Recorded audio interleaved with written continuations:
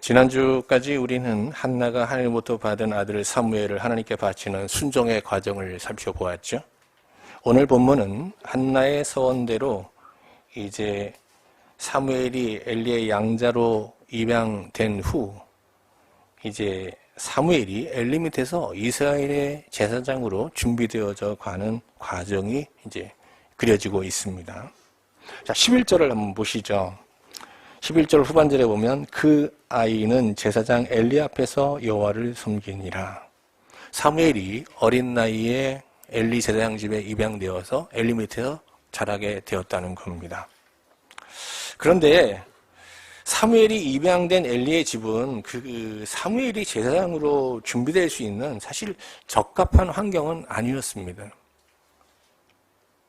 엘리는 한때 기도하는 한나에게 하나님의 뜻과 응답을 계시할 만큼 영적으로 깨어있는 제사장이었지만 사무엘이 엘리 집에 입양되었을 때 엘리는 이 몸이 나이가 들어서 육신의 눈도 쇠하여졌지만 더불어서 그의 하나님의 말씀과 이상을 보고 듣는 영적인 마음의 눈이 거의 어두워져 볼 수 없는 영적인 완전히 침체기에 빠져 있었던 겁니다. 자, 우리 3장 1절 2절을 한번 가볼게요. 아이 사무엘이 엘리 앞에서 여호와를 섬길 때 무슨 말입니까? 사무엘이 엘리 집에 입양되었을 때라는 뜻이에요. 자, 그러면서 엘리 집의 영적인 상태를 얘기하는데요. 여호와의 말씀이 희귀하여 이상이 흔히 보이지 않았더라. 여기서 말씀이라는 것은 하나님께서 자기를 계시하는 건데요. 듣는 계시잖아요. 말씀을 통해서 듣게 하는 계시고 이상이라는 것은 보이는 계시거든요. 뭐 꿈, 환상 이런 거겠죠. 근데 이 가정에 이제 엘리의 집에는 전에는 말씀도 있었고 이상도 있었는데 사무엘이 엘리 집에 입양했을 때는 이제 엘리 집에는 말씀도 없고요. 이상도 없어졌다는 거예요. 왜? 엘리의 눈이 여기서 눈이라는 게 육체적인 눈을 1차적으로는 얘기하지만 사실 마음에는 영의 눈을 말하는 거거든요. 그 눈이 어두워졌기 때문이라는 거예요. 2절 같이 볼까요? 시작. 엘리의 눈이 점점 어두워가서 잘 보지 못하는 그때 그가 자기 처소에 누웠고 그랬어요. 역대 기자는 엘리의 집이 영적 쇠퇴와 이렇게 엘리의 눈이 어두워지는 것을 연결하여 설명하고 있잖아요. 엘리 제사장이 나이가 먹으면서 시력이 떨어지는 거 당연하죠. 청력이 떨어지는 거 당연합니다. 저도 눈이 좀 작지만 시력이 1.5였어요. 근데 지금은 돋보기를 쓰고 있어요. 나이가 먹은 거예요. 그리고 제가 여러분들 좀 대화할 때 좀 엉뚱한 소리 좀 할 때가 있는데요. 제가 잘 안 들려요. 듣는 것도 시원찮아요.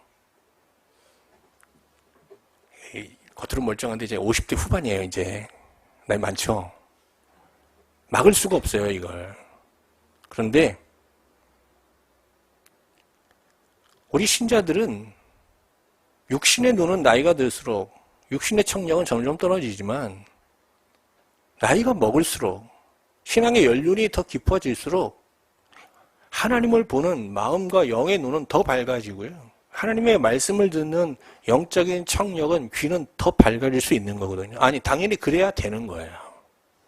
근데 엘리를 보세요. 엘리 제사장. 나이가 먹으면서 눈의 시력이 감퇴하면서 동시에 영적인 시력을 완전히 상실하고 있는 거예요. 그래서 하나님의 이상도 보지 못하고 말씀도 듣지 못하는 영적 암흑시대에 지금 암흑기에 빠져들고 있는 거거든요. 바울은 고린도후서 4장 16절에서 자기의 겉사람은 시간과 함께 낡아지지만 우리의 속사람은 날로 새로워진다라고 고백하고 있거든요. 우리가 나이가 들면서 뭐 피부가 처지고 주름이 생기고 뭐 시력이 떨어지고 뭐 의학의 힘을 빌어서 이걸 좀 막는 거 나쁠 건 아니지만 그냥 이걸 수용하면서 살 수밖에 없는 거예요.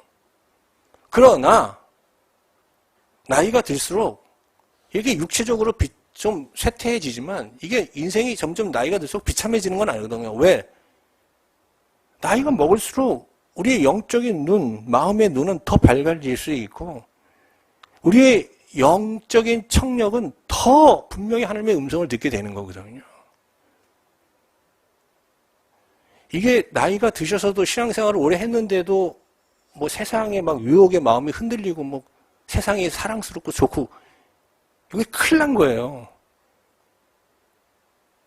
근데 제 나이에 막 물건을 보고 막 감동하고 막 무엇을 보고 막 기뻐하고 막 밥을 안 먹어도 배부르다 그러고 그러면 이상한 거예요.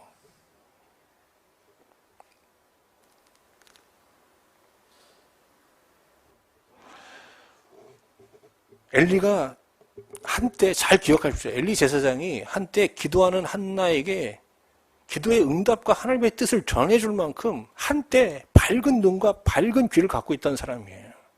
근데 왜 이렇게 됐을까요? 왜 이렇게 영적인 시력을 갑자기 상실하게 되었을까요? 마음과 눈이라는 것은요, 마음과 이 영이라는 것은 눈이 있어요, 사실. 그 눈으로 무엇인가를 집중해서 바라볼 때 그걸 뭐라 하냐면 사랑한다고 그래요. 엘리가 한나에게 기도의 응답과 말씀을 전해줄 때는 그 마음이 하나님을 향해 있었던 거예요.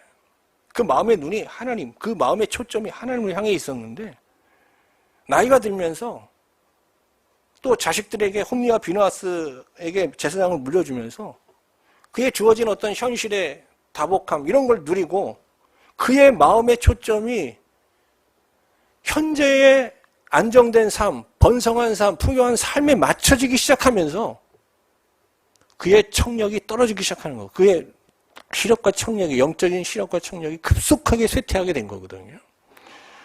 자, 우리가 이제 사진을 찍을 때도 초점을 어디에 맞추고 찍느냐에 따라서 똑같은 것을 찍어도 그 사진이 완전히 다르게 나옵니다.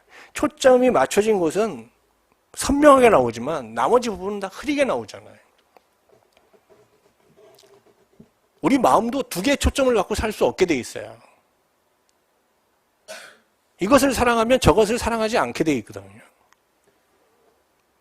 우리 마음이 하나님을 향해 있지 않고 하나님이 아닌 다른 것을 향하게 되면 하나님의 말씀과 이상이 희미하게 보이기 시작하다가 결국은 사라지게 되거든요. 그러면 하나님을 알 수 없는 관계가 돼요. 하나님과 마음이 분리되게 되고 그러면 어떻게 됩니까? 내 본성대로 살게 되고 세상을 사랑하며 이 세상의 풍속대로 살게 되는 겁니다. 그러면 세상 사람과 다를 바 없이 멸망의 자식들이 되고 마는 거예요.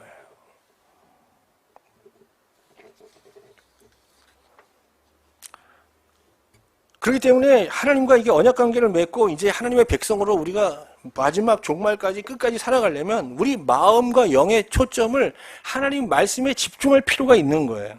시편 119편 81절의 시인은 이런 고백을 하고 있습니다. 잘 들어보세요. 내 눈이, 여기서 마음의 눈이에요. 영의 눈을 말하는 거예요. 내 눈이 주의 구원과 주의 의로운 말씀을 사모하기에 피곤하니이다. 그러겠어요. 하나님 말씀에 집중해서 사는데 어느 정도 집중하느냐? 피곤할 정도로 집중한다는 거예요. 그런데 이게 왜 피곤할 정도로 하나님 말씀에 집중하는 게 왜 복이냐 하는 건데요. 여러분들도 뭐 세상의 유혹과 영적인 치열한 영적 싸움의 현장에서 살고 있지만 저는 비교적 안정된 이 교회 울타리 안에서 말씀을 묵상하고 뭐 말씀을 전하는 삶을 사니까 저의 내면에는 뭐 시험도 없고 뭐 사탄의 유혹도 없을 거라고 생각할지 모르시지만 사실은 우리 내면 세계라는 게 뭐 여러분이나 저나 다 똑같거든요. 그런데 재밌는 경험을 자주 하게 돼요. 뭔가 하면 제 마음이 하나님을 향해 말씀에 완전히 집중되어 있지 않은 상태에서는요. 제가 감당해야 될 이 영적인 싸움이라는 게 너무 고단한 거예요. 왜? 이 싸움, 하나의 싸움을 이기면 또 다른 싸움이 터져요. 그 싸움을 막으면 또 저기서 터지고. 이게 끝없이 일어나거든요. 그래서 일일이 이 영적 싸움에 대응하며 산다는 것이 너무 고단해요. 그런데 어떤 때는 말씀 앞에 완전히 내 마음이 고정되어 있고 마음의 초점이 하나님 말씀을 향해 있을 때는요. 이런 다양한 싸움이 저에게 고단하지 않아요. 왜? 싸움이 되질 않아요. 싸울 필요가 없어요. 응할 필요도 없어요. 그냥 다 무너져요. 그냥 승리를 누려요. 오늘 여러분과 저의 마음이 어떤 상태에 있는지 이 시간 좀 돌아봤으면 좋겠어요. 특히 마음의 초점이. 성경은 우리의 마음이 세상, 하나님 아닌 다른 것에 맞춰져 있을 때 그것을 음행이라고 얘기하고 그런 마음을 비대하고 살찐 마음이라고 얘기해요. 그래서 그 마음을 말씀으로 계속 잘라내야 되거든요. 그래서 오직 하나님만을 사랑하고 하나님만, 우리 마음이 하나님만 고정되어 있다. 하나님을 향해서 말씀에 고정되어 있다는 거는 사실 할례된 마음으로만 가능한 거예요. 할례된 마음이라는 게 뭐예요? 잘라진 마음이거든요. 세상을 사랑하는 마음이 도려내져야 되는 거거든요. 자연적인 마음으로 하나님 말씀에 집중하고 하나님만 바라보고 그 마음과 영의 초점이 하나님을 향해 있다. 그런 사람은 없어요. 그런 심성을 가진 사람은 없어요.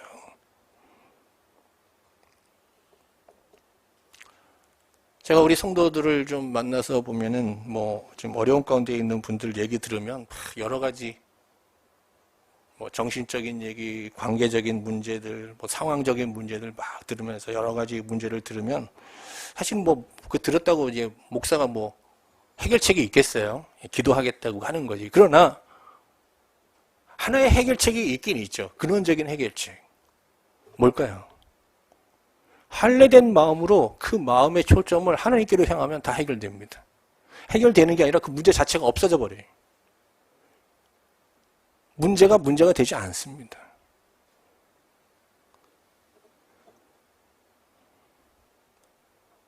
여러분의 힘으로 해결할 수 없는 여러 가지 어떤 문제, 어려움 가운데 봉착해 있는 성도들한테 이 시간 말씀을 의지해서 하나님 말씀을 전합니다. 여러분 마음을 말씀 앞에, 말씀의 칼 앞에 내어놓고 할례받기를 기도하십시오. 그리고 여러분의 마음이 하나님과 말씀에 고정될 수 있기를, 여러분의 마음의 초점이 하나님의 말씀에 고정되게 하십시오.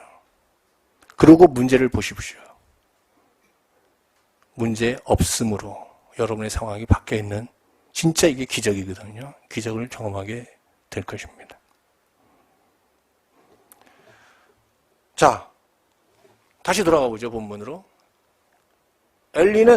한나는 사무엘을 이스라엘의 제사장으로 잘 양육하기 위해서 엘리 제사장 집에 입양을 시켰어요. 그런데 엘리의 집은 하나님의 이상과 하나님의 말씀이 사라진, 사실 영적으로 굉장히 절망적인 상태에 있었거든요. 그런데 사무엘은 엘리 집에 입양이 되었는데 성소에서 사실 잠을 자고 있어요. 한번 같이 볼까요? 3절 같이 보겠습니다. 3절 같이 보겠습니다. 시작. 하나님의 등불은 아직 꺼지지 아니하였으며 사무엘은 하나님의 궤에 있는 여호와의 전 안에 누웠더니 그랬어요. 자, 이 말을 참 어렵지만 잘 한번 볼 필요가 있어요. 3절. 하나님의 등불은 아직 꺼지지 아니하였으며 그랬어요. 엘리의 집에 하나님의 계시는 사라졌어요. 그런데 하나님의 성소 안에는 하나님의 등불이 아직 꺼지지 않았다는 건 거기는 하나님의 계시가 사라지지 않았다는 뜻이에요. 근데 거기 누가 있어요? 사무엘이 있어요. 자, 사무엘은 여기 왜 와 있는 걸까요? 성소 안에는 제사장만 들어갈 수 있어요. 제사장에게 주된 사명은 제사가 없을 때, 절기 때가 비절기 때는 그 성소 안에 있는 떡상에다가 진설병을 만들어 올리고 또 거기 있는 등잔이 있거든요. 등잔대에다가 기름을 붓고 저녁 때부터 아침까지 이 불이 꺼지지 않도록 그거를 이제 등잔을 관리해야 되거든요. 기름을 채우고 심지를 세우고 불을 밝히려고 간검이라고 그래요. 제사장의 간검 사역이라고 하는데요. 등불 간검 사역이라고 하는데 간검이라는 말의 이제 사전적 의미는 두루 자세히 살펴 돌아본다는 거잖아요. 하여간 그런 간검을 해야 돼요. 그러면 이 등불을 누가 간검해야 됩니까? 홈디와 비누아스가 간검해야 되는 거예요. 그런데 지금 누가 이걸 간검하고 있어요? 어린 사무엘이 이걸 감당하고 있거든요. 무슨 얘기인가 하면 이 홈리와 비누아스가 이 성소의 등잔을 간검하는 사역을 귀찮게 여긴 거예요. 매일 밤마다 가서 그거를 간검하고 불이 꺼지지 않도록 돌보고 어떤 때는 그걸 지켜봐야 되고 말이죠. 밤잠을 설치고 이래야 되잖아요. 이걸 귀찮게 여겨서 이거를 어린 사무엘에게 맡겨버린 겁니다. 어린 사무엘이 이 성소 안에서 등잔불을 지금 감검하다가 잠들어 있는 거거든요. 자, 그러면 등잔을 한번 잠깐 볼까요? 잠깐 그림을 올려주시죠. 이 성소 안에 있는 이 등잔은 금으로 만들어져 있는데 한번 모양을 보세요. 전체 모양 뭐 같죠? 나무 모양을 하고 있잖아요. 이게 살구나무 모양으로 만들어져 있습니다. 물론 저 등잔을 보세요. 등대만 아니라 등잔을 봐. 등잔에 꽃 모양으로 있는데 저것도 살구꽃입니다. 이 살구나무와 살구꽃 모양으로 만들어진 이 등잔대는 두 가지를 예표하고 있거든요. 하나는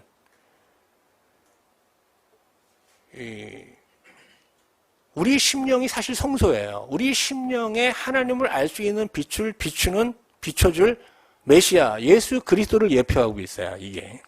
또 하나는 그 예수 그리스도를 통해서 생명의 빛을 얻은 이스라엘은 모든 열방 가운데 가장 먼저 하나님을 아는 백성이 되어서 살구나무가요. 이스라엘 나무 중에서 가장 먼저 겨울을 지나 가장 먼저 꽃을 피는 나무거든요. 가장 먼저 하나님을 아는 백성이 되어 열방에 이렇게 이 등잔처럼 살구나무처럼 세상에 하나님을 증거하는 백성이 되어야 된다는 이스라엘의 사명을 또 예표하고 있는 거예요.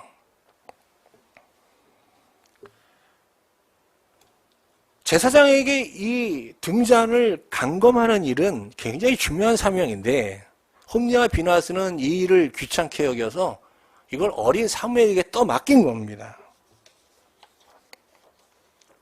여러분 한번 상상을 해보세요. 젖된 후 어머니의 품을 떠나서 엘리집에 입양된 사무엘. 근데 홈리와 비나스의 이 강요에 의해서 지금 자기 방에서 잠을 못 자고 성소에서 그걸 밤새 감검하다가 거기서 잠들어 있는 이 사무엘을 한번 생각해 보세요. 정말 치근하기 이를 데 없잖아요.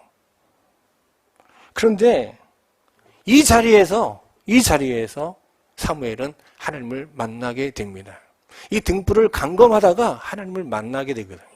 그래서 나중에 하나님을 모르는 홈리와 비나스 같은 제사장이 아니라 하나님을 알고 또 하나님을 이스라엘 가운데 증거하는, 계시하는 깨어있는 제사장이 되게 됩니다. 반면 이 등불 감검 사역을 귀찮게 여기고 소홀히 하던 홈리와 비나스는 결국 하나님을 모르게 되고 나아가 하나님을 모르는 상태에서 제사장직을 수행하다가 온갖 범죄를 저지르고 결국은 하나님 앞에 패망하게 되는 거거든요. 이처럼 등불을 감검하는 사역은 제사장의 운명을 결정하는 아주 중요한 규례예요, 이게. 근데 이 등불을 감검하라고 주신 이 규례는 하나님을 위해서 감검하라는 게 아니라 제사장 자신을 위해서 주신 규례거든요. 자, 이제 우리 시대로 돌아와 볼게요. 이 시대에 우리 신자들은 사실 왕 같은 제사장으로 부름받은 자들이에요. 우리에게도 이 감검 사역이 부여되어 있는 거거든요. 그러면 우리에게 부여된 등불 감검 사역이라는 건 어떤 것이냐 하는 건데 예수 그리스도는 하나님을 알 수 있는 빛을 비추시는 완전한 등잔이시거든요. 그래서 우리 마음의 성소에 예수님은 하나님을 알 수 있는 빛을 비추는 완전한 등잔으로 이미 거하시고 계신 거예요. 요한복음 1장 9절에서 사도 요한이 이렇게 말합니다. 한번 잘 들어보세요. 참 빛, 곧 세상에 와서 각 사람에게 비추는 빛이 있었나니 그랬어요. 오늘 예수님은 우리 안에 각자에게 여러분 심령 안에서 지금 어두운 심령에 하나님을 알 수 있는 빛을 비춰주고 계시는 거거든요.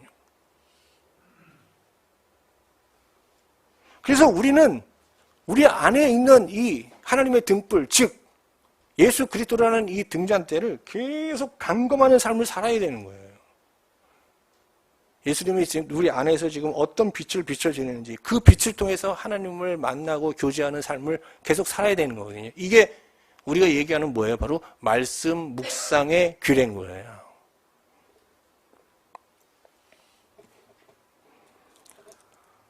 이 시대에도 밤낮 쉬지 않고 어린 사무엘처럼 말이죠. 우리의 완전한 등불이 되신 예수 그리스도를 감검하면서 이렇게 끊임없이 그의 빛으로 늘 우리 심령을 밝히고 그 빛의 인도함을 받아서 하나님과 교제하는 삶을 사는 자는 이 영적으로 혼탁한 시대에 하나님과 하나님을 아버지라고 부르면서 그 하나님을 이 세상에 증거하는 제사장적인 왕 같은 제사장의 삶을 존귀한 삶을 살게 되는 거죠. 자, 이제 간검 사역을 소홀히 함으로써 패역한 제사장으로 전락하고 마는 이 홈리와 비느하스에 대해서 조금 더 자세히 살펴보도록 하겠습니다. 자, 이들이 등불을 간검하는 일을 소홀히 하는 가운데 하나님을 결국은 알지 못하는 제사장으로 전락하고 말죠. 그래서 하나님을 알지 못하는 상태에서 제사장직을 수행하면서 온갖 죄를 범하게 되거든요. 자, 2장 12절을 한번 가보겠습니다. 2장 12절 같이 읽어보겠습니다. 시작. 엘리의 아들들은 행실이 나빠 여호와를 알지 못하더라. 다시 한번 읽겠습니다. 시작. 엘리의 아들들은 행실이 나빠 여호와를 알지 못하다. 여기 알지 못한다는 게 뭡니까? 야다라고 그랬죠. 야다라는 것은 하나님과의 올바른 언약관계를 말하는 거예요. 이 언약관계가 깨진 겁니다. 그래서 지금 온갖 제사장직을 수행하면서 온갖 죄를 저지르고 있는데 그가 저지른 죄는 크게 세 가지입니다. 첫 번째는 율법은 하나님 앞에 제사를 집례하면서 제사장이 가져야 될 몫을 지정하고 있어요. 근데 이 홈리와 비느하스는 이 율법을 못마땅하게 생각하여 율법을 수정해버렸습니다. 그래서 하나님 앞에 드렸던 제물 일부를 통째로, 그 원래 가슴과 뒷다리만 갖게 돼 제사장에게 부여된 건데 통째로 가져갈 수 있도록 법을 바꿔버린 거예요. 뿐만 아니라 이게 이제 먼저 기름으로 다 화제를 드리고 불태워서 화제를 드린 후 제사장에게 주어진 몫을 가져가야 되는데 불을 태우기도 전에 제사가 끝나기도 전에 제사장 몫을 먼저 찾아간 거예요.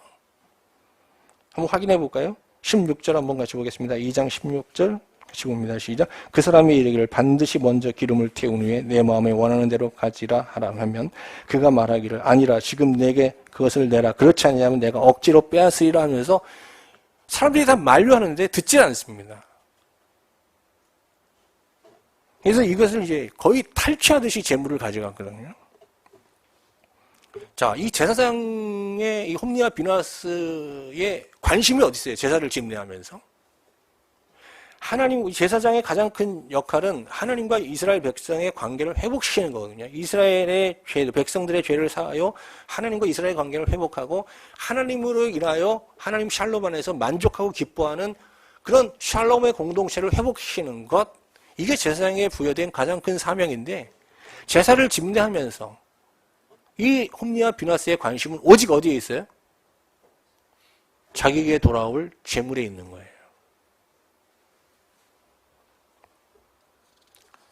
제사에는 관심이 없고 제밥에만 관심이 있는 거죠. 이런 예배를 하나님은 받지 않으십니다. 오늘 이들이 저지르는 죄를 보면서 하나님께서 저들이 나의 제사를 멸시하고 있다라고 탄식하십니다. 한번 17절을 볼까요? 17절 같이 봅니다. 시작. 이 소년들의 죄가 여호와 앞에 심히 크면 그들이 여호와의 제사를 멸시함이었더라.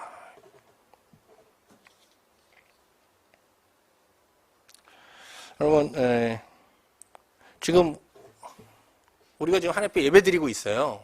근데 여기 예배 드릴 때, 예배 드리면서 우리의 관심이 정말 이 시간 하나님을 인격적으로 만나서 하나님과 온전히 연합하여 이 한 주간, 또 우리가 살아야 될 이 한 주간 정말 하나님의 샬롬 안에서 하나님과의 언약관계를 깨지 않고 유지하면서 이 세상을 하나님의 뜻 안에서 잘 살아내고자 하는 간절한 마음으로 하나님을 구하면서 예배드린다.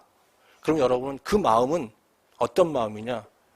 할례된 마음을 갖고 가난한 심령을 가지고 정말 목마른 심령을 가지고 하나님 앞에 예배하는 거거든요. 그런 예배를 하나님께서는 그 예배가 어떤 형태로 들어지든 뭐 상관없이 신령과 진정으로 드리는 예배로 인정하시고 그 예배를 받으시고 영광 받으실 뿐만 아니라 그 예배 가운데 주시는 가장 큰 은혜는 하나님을 계시하는 거예요. 그래서 하나님의 얼굴을 나타내는 거거든요. 하나님의 마음, 하나님의 사랑을 우리에게 보여주시는 거예요. 그럴 때 이게 야다가 회복되는 거거든요. 하나님을 아는 자가 되는 거예요, 우리가. 그런데 만약에 우리의 관심이라는 게 하나님 자체에 있지 않고 어떤 우리의 문제 해결, 마음의 어떤 상처를 위로받고 뭐 이런 것들, 하나님을 통해서 무엇인가를 얻으려는 마음으로 우리의 마음이 하나님 자체가 아니라 재물의 마음을 두고 이 자리에 만약 예배드리고 있다. 이 예배를 하나님께서는 가증하게 보시는 거예요. 그리고 그런 예배자를 향해서 너희가 나의 예배를 멸시하고 있다라고 탄식하는 겁니다. 여러분 예배 시간에 존다, 뭐 예배 시간에 딴 생각한다, 이거 다 예배 멸시하는 거예요. 뭐 바르게 예배를 처음 시간부터 바른 자세로 드렸다. 그래도 중요한 건 마음의 중심을 보시는 거거든요. 하나님을 찾는 마음, 하나님을 목말라 하는 마음, 이걸 놓치면 안 되는 거예요. 예배 내내 이 마음으로 하나님만을 구해야 되는 거예요. 찬송을 부르든 무엇을 하든 말이죠. 찬송을 부를 때도 이 찬송이 우리의 고백이 되게 하기 위해서 어떤 것도 들으면 안 되거든요. 여기에 그냥 빠져 들어가야 되거든요. 이걸 마음으로 영으로 부르려고 해야 되는 거예요. 잡다한 소리를 들을 필요가 없어요. 그래서 예배라는 것은 거룩한 긴장감이 있어야 되는 거예요. 그 거룩한 긴장이라는 건 어떤 것이냐? 오직 하나님만 바라보겠다는 거예요. 오직 하나님만 예배하고 찬양하겠다는 이런 엄청난 긴장감이 있어야 되거든요.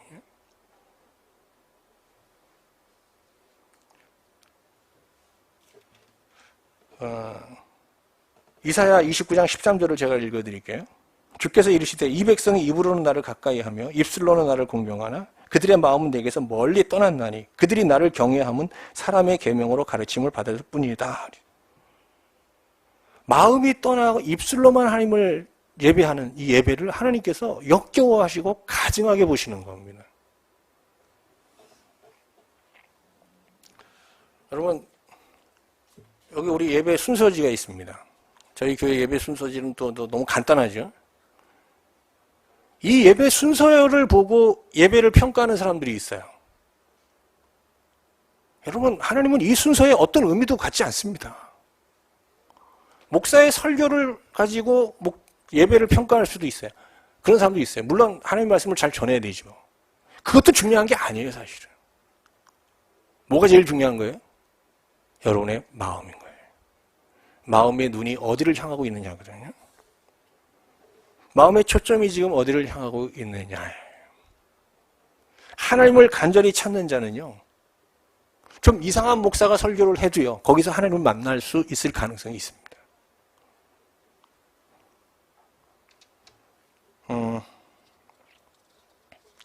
그런데 이 홈리와 비누아스는 하나님의 등불을 감검하는 일을 소홀히 여기고 하찮게 여길 뿐만 아니라 하나님을 모르는 자로서 제사를 집례하는 가운데 제사를 드리면서조차도 하나님과 백성들의 이 관계 회복에는 관심이 없고 오직 자기가 취할 재물에 관심을 두고 이 제사를 드리면서 하나님의 제사를 지금 멸시하는 죄를 범하고 있는 거예요.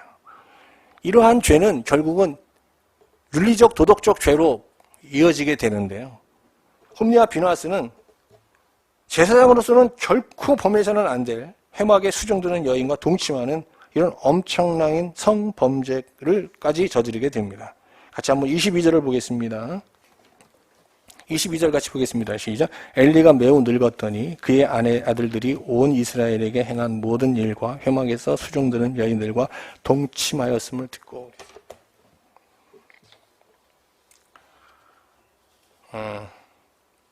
여러분 이게 이제 여러분과 저도 이제 이 시대에 거룩한 제사장으로 부름받았는데 우리가 이제 하나님의 새 언약 백성으로 이 세상을 살아간다고 했을 때 우리에게 가장 큰 계명은 하나님의 사랑으로 형제들을 대하는 사랑의 계명입니다. 이거 외에 다른 계명은 없어요. 근데 이 계명을 지키면 이 세상에서 윤리적, 도덕적 계명은 저절로 다 지키게 되는 거거든요. 근데 우리가 이 홈리와 비누아스처럼 만약에 이런 세상 사람도 범하지 않는 이런 죄를 범한다고 하는 것은 하나님이 이게 마지막 경고에 해당하는 거거든요. 우리가 좀 윤리적 죄를 저질렀다. 윤리적 도덕적, 세상 사람도 범하지 않는 윤리적 도덕적 죄를 범했다. 이거는요, 거의 하나님께서 우리에게 마지막으로 주는 경고라고 또 보면 되는 거예요. 그래서 실질적으로 이 사실을 듣고 엘리가 아들들을 불러서 이것을 경고하면서 회개를 촉구하는데 그들이 아버지의 말을 듣지 않습니다. 하나님 말씀도 듣지 않고 아버지의 말도 듣지 않습니다. 그 이유를 어떻게 설명하느냐? 이 역대 기자는 이렇게 해설로 설명하고 있습니다. 같이 한번 25절을 같이 보겠습니다. 같이 봅니다. 시작. 사람이 사람에게 범죄하면 하나님이 심판하시느니와 만일 사람이 여호와께 범죄하면 누가 그를 위하여 간구하겠느냐 하되 그들이 자기 아버지의 말을 듣지 아니하였으니 이는 그 다음에 보세요. 이는 여호와께서 그들을 죽이기로 뜻하셨습니다. 사실은요, 마지막 심판 때 앞에 우리가 멸망할 때 보면요, 우리가 지은 죄로 죽는 게 아니에요. 사실 회개치 않는 죄로 죽는 거거든요. 마지막까지 회개의 기회를 주시고 우리가 돌아오기를 하나님은 촉구하십니다. 그럼에도 멸망한다는 것은 뭡니까? 우리가 마지막 범하는 죄는 회개치 않는 죄거든요.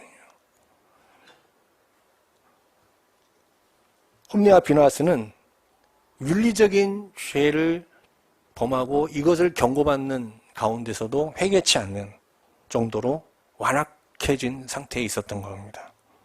반면 홈리와 비나스가 하나님을 알지 못하는 상태에서 온갖 죄를 저지르고 있을 때 소년 사무엘은 제사장이 입는 에봇 옷을 입고, 정말 이게 한나가 엄마가 만들어준 옷입니다.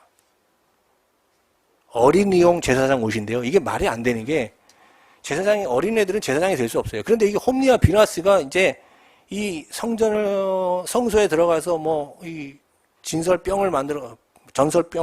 빵을 만들어서 올리고 그다음에 이제 등불을 감금하는 일을 사무엘에게 맡겼기 때문에 할 수 없이 제사장 옷을 만들어 입힌 거거든요. 그런데 이 과정에서 사무엘이 하나님을 만나게 되는 겁니다. 어느 날 사무엘이 이제 성소에 들어가서 등잔을 감금하다가 잠들었는데 하나님께서 사무엘을 부르셨습니다. 한번 확인해 볼까요? 3장으로 가볼게요. 3장 4절 같이 한번 보겠습니다. 시작. 여호와께서 사무엘을 부르시는지라 그가 대답하되 내가 여기 있느니라 하고 엘리에게로 달려갑니다. 자, 누가 부릅니다. 사무엘아. 그래서 네 하고서는요 엘리에게 달려갑니다. 그러니까 엘리가 부르지 않았다고 가서 자라고 그럽니다. 또 사무엘이 성소에 들어왔는데 또 하나님께서 부르십니다. 이에 사무엘이 또 엘리에게 달려갑니다. 이걸 3번 반복하는데요. 그때서야 엘리가 하나님께서 이 어린 사무엘을 부르시는지 모른다 해서 또 누가 너를 부르거든 하나님의 부르심으로 알고 주의 종이 듣겠나이다 하면서 엎드리라고 가르쳐 줍니다. 자, 한번 9절을 볼까요? 9절 같이 보겠습니다. 3장 9절입니다. 시작. 엘리가 사무엘에게 이르되 가서 누웠다가 그가 너를 부르시거든 내가 말하기를 여호와여 말씀하옵소서 주의 종이 듣겠나이다 하라 하니 이에 사무엘이 가서 자기 처소에 누우니라. 그런데 또 부르십니다. 부르실 때 사무엘이 비로소 그 자리에서 엎드려서 주의 종이 듣겠습니다. 말씀하소서라고 대답했습니다.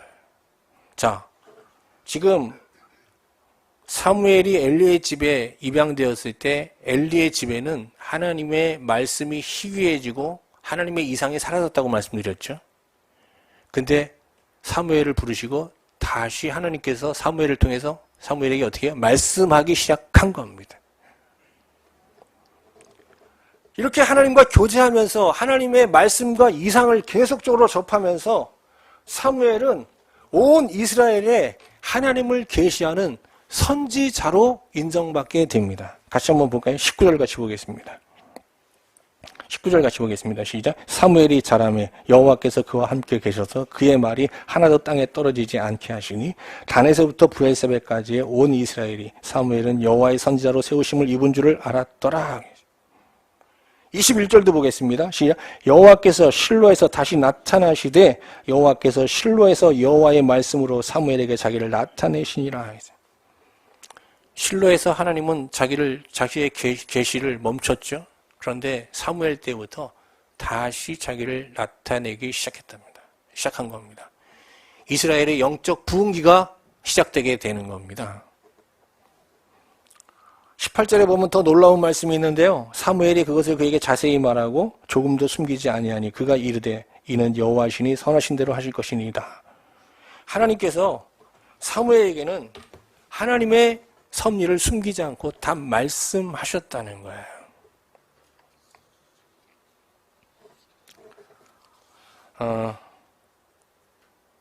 오늘 말씀을 보면서 저는 한 3가지 깨달음을 얻게 되었습니다. 첫 번째 깨달은 진리는 우리가 처해 있는 어떤 비참한 자리, 또 외로운 자리, 억울한 자리, 이 자리가 어쩌면 하나님께서 우리를 만나시기 위해서 우리와 친밀한 교제를 나누시기 위해서 마련하신 성소일지도 모른다는 겁니다. 여러분, 어린 사무엘이 성소에서 지금 홈리와 비나스 대신 등잔불을 감감하다가 쓰러져 있는데요. 얼마나 이게 비참한 모습입니까? 일반적인 아이 같았으면 거기서 엄마를 찾으면서 엉엉 울지 않았겠습니까? 또 그 아무도 없는 그 방에 등잔대, 떡상, 분향단 이런 것만 있는 그 방에 말이죠. 거기 홀로 어린아이가 있다는 게 얼마나 무서운 거예요? 두려워 몸부림치지 않았겠어요? 그리고 그 자리는 얼마나 억울한 자리예요? 이게 아직 무슨 일을 할 수 있는 나이가 아니잖아요. 어린 사무엘이 홈리와 비나스의 협박과 강요에 의해서 지금 그들이 해야 될 일을 대신하고 있는 거잖아요. 사실 강제 노역에 동원된 거예요. 그런데 사무엘은 이 자리에서 등불을 보면서 오직 하나님만 바라고 있었던 거예요. 그랬더니 그 자리가, 그 비참한 자리, 외로운 자리, 어렵고 무서운 자리가 하나님을 만나는 진짜 성소가 되어버리고 된 것이에요, 그에게. 사실 하나님을 만나는 자리는 어떤 집회가 아니에요. 이런 예배당이 아니에요.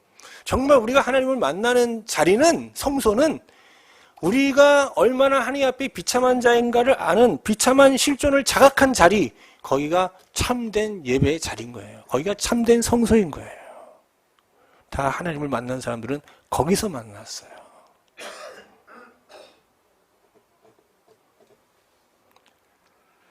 자, 두 번째 깨달은 진리는 정말 우리 마음과 영의 이 눈으로 하나님과 말씀에 초점을 맞추고 살아야 되는데, 그러기 위해서는 할례 받은 마음이 필요하다는 것입니다. 매일매일 말씀 앞에서 우리의 세상을 사랑하고 세상의 유혹에 미혹되는 내 마음을 잘라내지 않으면 우리도 홈리와 비나스처럼 한때 엘리처럼 말이죠. 한때 하나님을 알았지만 하나님을 모르고 또 홈리와 비나스처럼 하나님 앞에 하나님의 제사를 거역하다가 멸망하는 자가 될 수도 있다는 거거든요.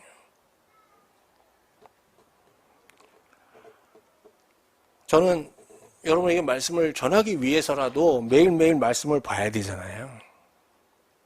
사실 이 말씀은 거의 칼이죠. 그래서 세상을 사랑하는 내 마음을 고발하고 이 마음을 막 가차없이 막 난도질해 버리는데요. 이게 얼마나 큰 복인지 몰라요.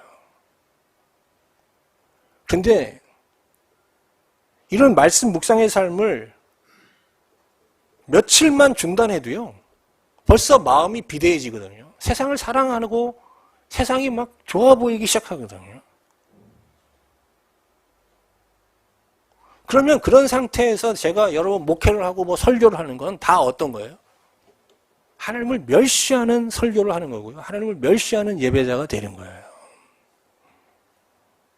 자, 세 번째 깨달은 것은 하나님께서 우리에게 주시는 많은 복이 있지만 최고의 복은 이 땅에서 하나님을 아는 자로 사는 거거든요. 예수 그리스도는 우리 안에서 하나님을 알 수 있는 빛을 계속 비치고 계시고 그 빛을 따라 살다 보면 우리가 이 세상에서 아직 하나님 나라가 완성되지 않았지만 하나님을 누리고 하나님 나라를 맛보며 사는 건데 이게 하나님을 아는 자로서 사는 건데 이것이야말로 우리가 이 땅에 사는 동안 정말 하나님 앞에 힘써 구해야 할 가장 지고한 복이라는 것입니다.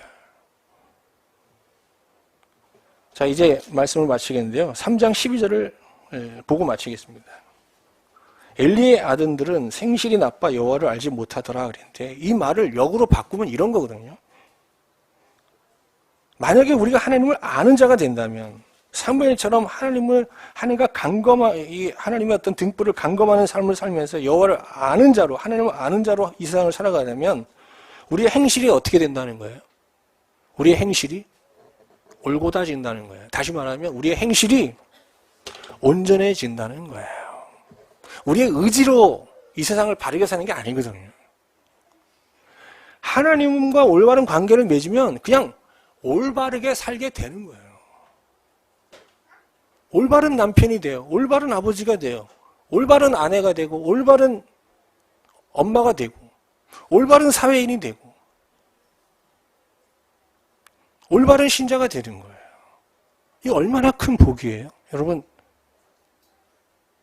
올바르게 사는 게 쉬워요? 제 힘으로 올바른 목사, 좀 온전한 목사가 되려고 제가 얼마나 저도 노력했겠어요. 막 금식도 하고 난리. 안 돼요. 금식 일주일 하고도요, 밥 3끼 먹으면 제정신이 돌아와요. 똑같은 목사로 살아요. 그런데 하나님을 알면 옳은 목사가 돼요. 옳은 신자가 돼요.